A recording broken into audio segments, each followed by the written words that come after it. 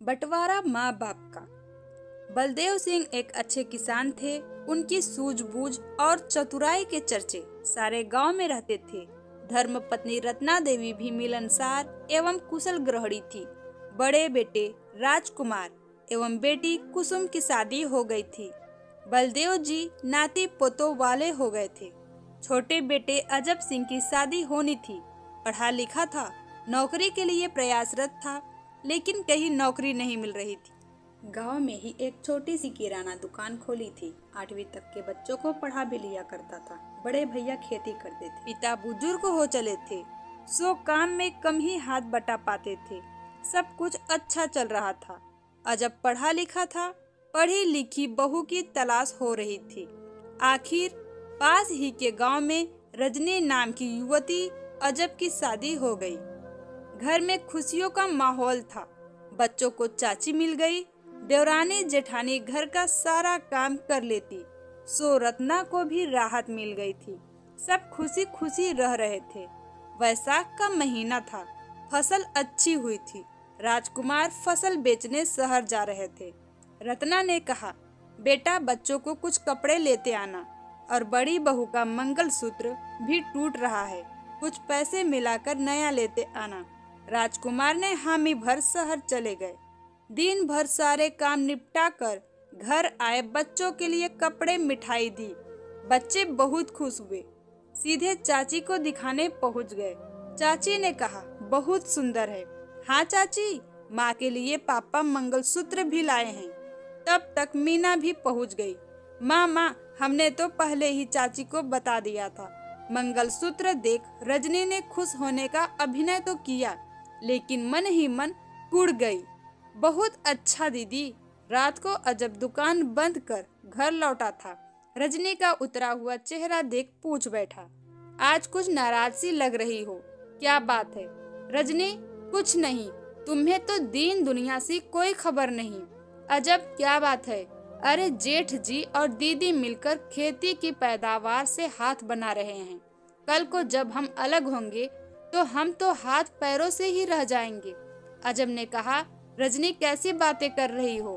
भैया भाभी बहुत ईमानदार हैं। बड़ी परेशानियों से माँ पिताजी के साथ यह घर बनाया है। रजनी बोली, तुम्हें तो कुछ समझ में नहीं आता, पर तुम सुन लो, अब बंटवारा कर लो। अब मैं इनके साथ नहीं रह सकती। बच्चों के कपड़े आ गए, जेठानी को नया मंगलसूत्र, मुझे क्या? रजनी, तुम्हें तो अभी अभी शादी में नए जेवर बने हैं, कपड़े भी ढेर सारे हैं, फिर यह कैसी नाराजगी? तुम लाख सफाई दो, मैंने भी कह दिया सो कह दिया। वाद विवाद कर दोनों सो गए। अजब उठकर दुकान चला गया। रजनी सोती रही। रजनी को न देख बड़ी बहू रजनी को चाय लेकर आ गई। रजनी ने कहा, मुझे नहीं पीनी चाय वाय। आज लहजे में नाराजी झलक रही थी। मीना कुछ समझ न पाई। बिना कुछ बोले उल्टे पैर लौट आई।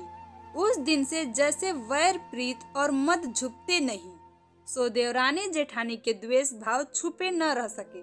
रत्ना भी दोनों के विचार व्यवहार से परेशान रहने लगी। कभी काम पर से, कभी बच्चों पर से। आए दिन घर में कलह होने लगी। औरतों की रोज रोज शिकायतें। द्वेष के कारण भाइयों में भी दूरियां बढ़ने लगी। जो घर सूझबूझ एवं चतुराई के लिए जाना जाता था, अब महाभारत का मैदान बनते जा रहा था। बलदेव सिंह, रत्ना बहुत परेशान हो गए थे। रोज रोज की लड़ाई, घर की बदनामी से दोनों ने एक दिन तय कर लिया, बंटवारा कर ही दिया जाए। दूसरे दिन बलदेव सिंह, रत्ना ने दोनों बहू बेटों को बुलाया। किस्मत से बेटी कुसुम भी आई हुई थी। सब बैठे थे। बलदेव सिंह बोले, ठीक है बेटा, अब तक अच्छी चली, आगे भी परिवार में सब अच्छा चले, सो बंटवारा कर लो। मेरे पास जो जमीन है, घर है, सो आधा आधा बांट लो।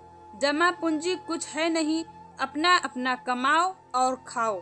दोनों ने सहमति दी। रजनी बोली, बंटवारा अभी पूरा नहीं हुआ है। कुसुम बोली, भाभी अब क्या बचा है? माँ बाबूजी को कौन रखेगा? यह भी निश्चित हो जाना चाहिए। दोनों भाई एक साथ बोल पड़े, माँ बाबूजी की कोई बात नहीं, किसी के साथ भी रह लेंगे। रजनी बोली, नहीं, आसान नहीं है। बुजुर्गों को दवा दारू का खर्चा, न रहने पर क्रियाकर्म का खर्चा, आसान बात नहीं। इसलिए एक भाई माँ को रखे, एक पिताजी को। कुसुम बोल पड़ी, भाभी, माँ बाबूजी जिंदगी भर एक साथ रहे, क्यों बुढ़ापे में अलग अलग कर रही हो? कुसुम ने कहा, माँ बाप आपको भारी पड़ रहे हो तो मैं अपने साथ ले जाती हूँ। रजनी बोली, तुम रहने दो ननद रानी, तुम अपना घर संभालो, हमने वहाँ की भी सब सुन रखी है। कुसुम चुप हो गई। माँ बाप की आंखें नम हो गई। घर में बीच से दीवार खड़ी हो गई। औलाद को प्यार दुलार से पालने वाले के बीच दीवार खड़ी हो गई। एक दूसरे का चेहरा देखने को तरसने लगे। जब कभी मिलते एक दूसरे का सुख दुख पूछ खुश हो लिया करते, क्योंकि जमीन जायदाद की तरह उन माँ बाप का भी बंटवारा हो चुका था। जीवन भर साथ साथ रहने वाले आज अकेले हो गए थे। एक माँ बाप अकेले 4 औलाद को पाल लेते हैं, लेकिन 4 औलाद मिलकर भी एक माँ बाप को नहीं पाल पाते। ऐसा क्यों होता है?